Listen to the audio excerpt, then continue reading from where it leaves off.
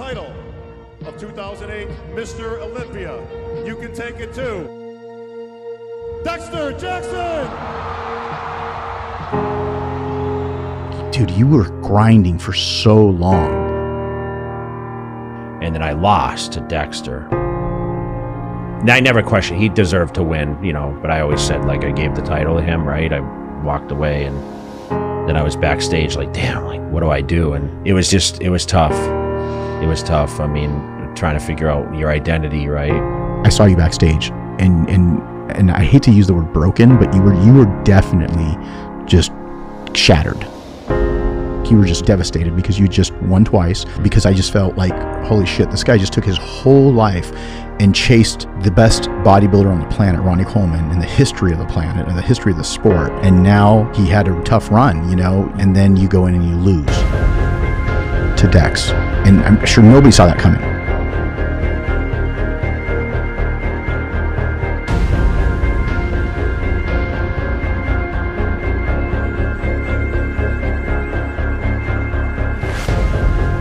You know, each year he wasn't getting much better than he was the previous year, so he was getting worse and worse. And that was the talk before the show. If I wasn't at my best, I would lose. And I just knew I could beat him that show. I knew he wasn't going to be on.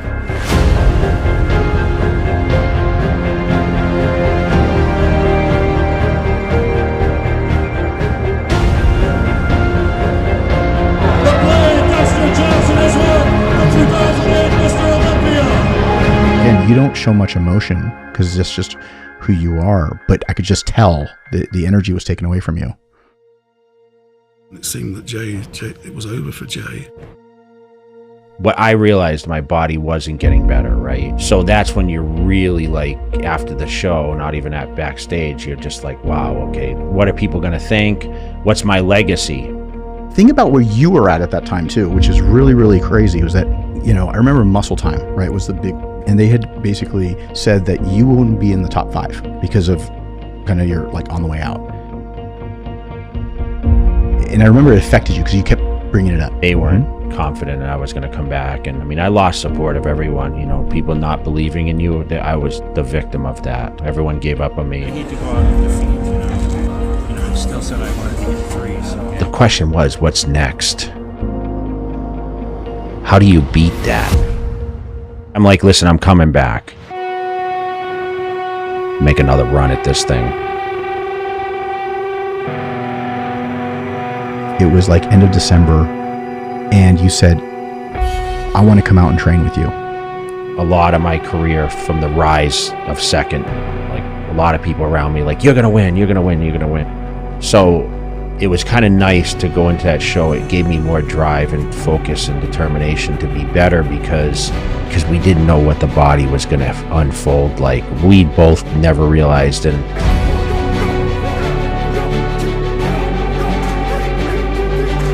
I've been there, I've fallen down, and I'm coming back to once again stand there alone. And there's a lot of people right now that doubt that I'm going to come back to do that. But there was a lot of people in the beginning that doubted when I was placing second. I feel I give everything I can to the sport, and that's what they'll see once again in 2009.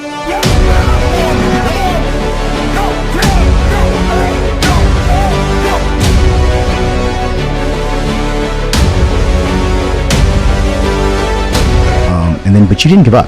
That was the thing. You didn't give up. You went in and you said, I'm going to do this again.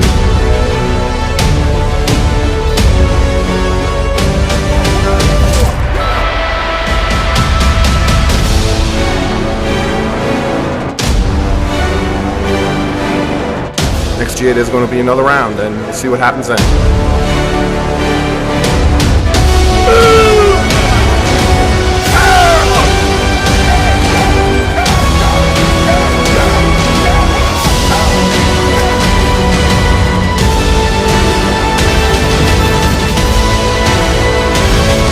You started to build your confidence as we got closer.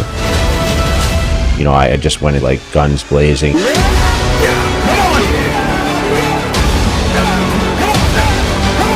It was all that hard work, everything else, and there was so much buildup and so much pressure. Coming, man.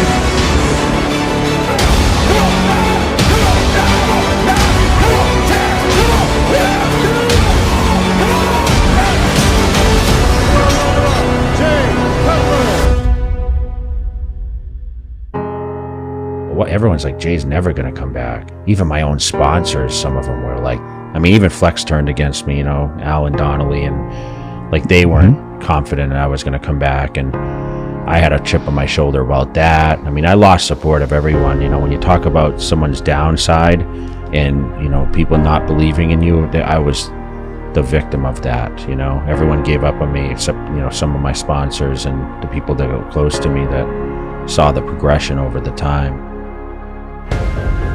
Winning was a curse for me.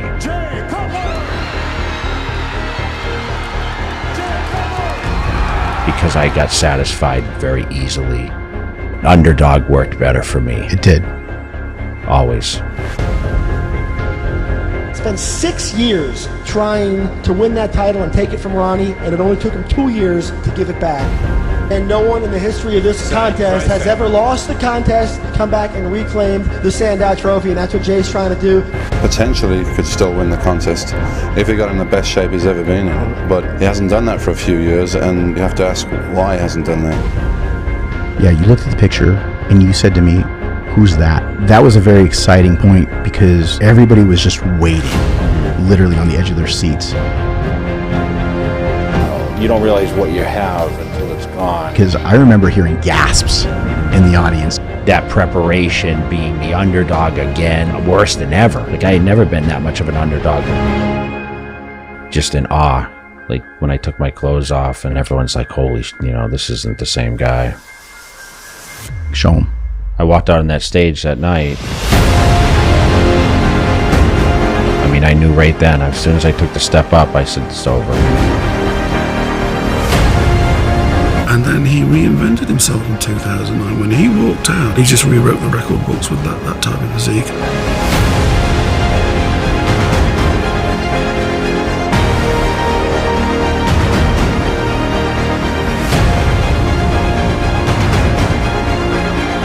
This year, it's a whole different ballgame.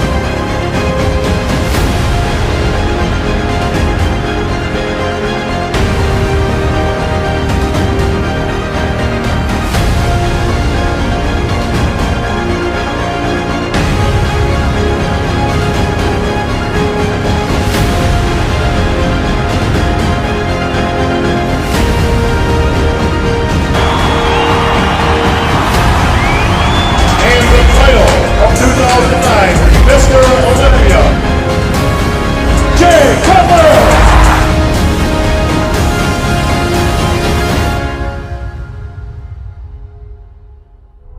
It's no secret, a lot of people in the industry wrote you off pretty much this past year. Everyone wrote me off.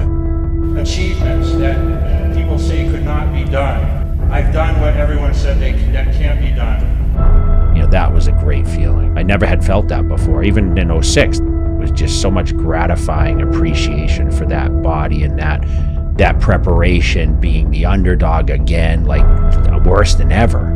In bodybuilding, they love you, then they hate you, then they love you again. And that's kind of what happened, but it became even so much more monumental because when you won, it was like everybody was just like, people that even didn't, quote unquote, weren't your fans before, are like, holy shit. I want to make the improvements and be better than I ever have. I want to see changes in my physique that people say that can't happen. I've always been against the odds. I've always been the guy that, you know, in the beginning they said I'd never be a pro bodybuilder, and then, you know, it turned into, once I turned professional, I was told I'd never be a good pro bodybuilder, and then, you know, I won one professional show, they said, well, you can't win the big one, and then I win the big one, and, you know, there's still always ways that people try to tear you down, but I know what physique that I want to build. I know what goals I want to accomplish.